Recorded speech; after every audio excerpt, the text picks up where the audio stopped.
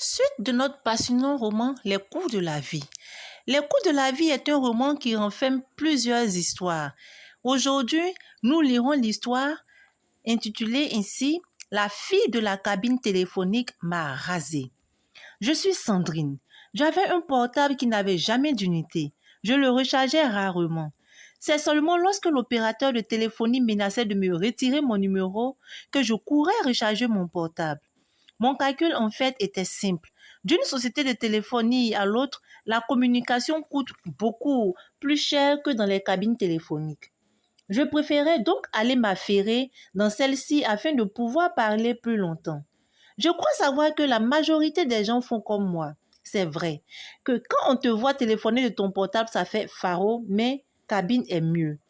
Je venais de faire la rencontre de Roger, un gars qui travaillait à la Banque africaine de développement BAD, quand cette institution était encore basée en Côte d'Ivoire. Un midi, j'étais allée prendre un sandwich dans le fast-food situé juste en face de cette banque.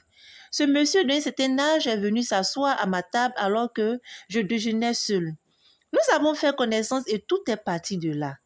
Bien entendu, il était marié et avait une famille. Mais un gars de la BAD, on ne crache pas dessus. Les jeunes filles se disent qu'ils sont pleins aux as et nous ne faisons pas trop de difficultés quand ils nous draguent. En effet, nous n'avons aucun doute sur le fait que nous serons financièrement gâtés.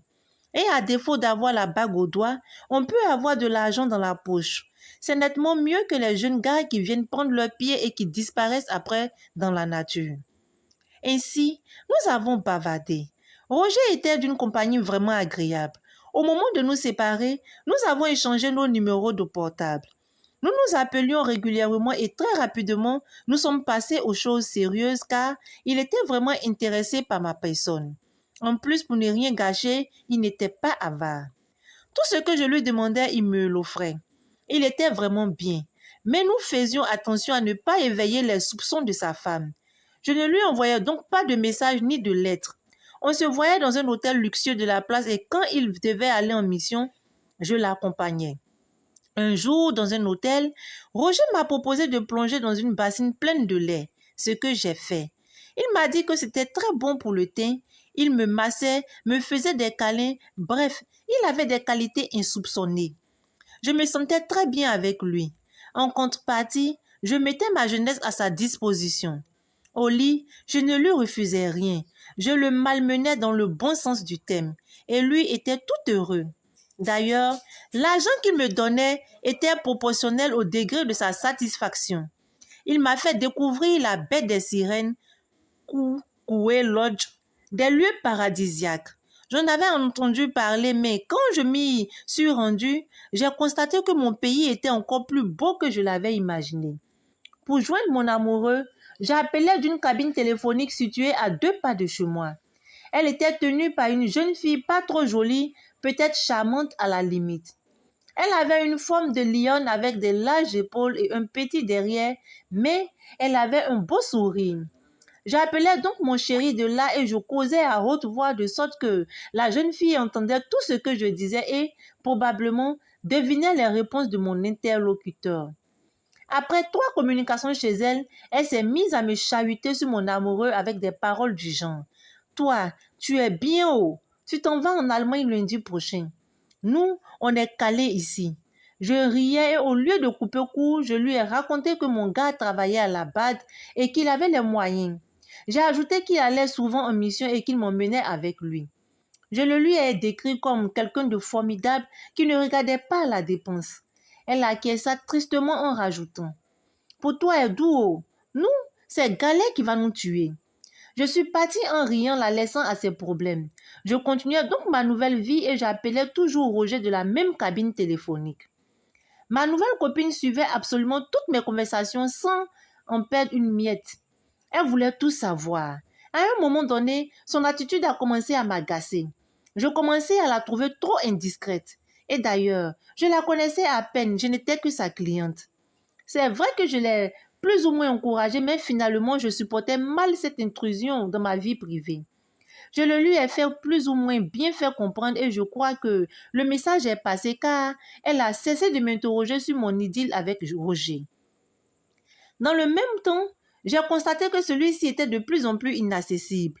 Il se disait très pris par son travail. Il m'a appris que la BAD allait être transférée à Tunis et qu'il y avait beaucoup de choses à régler.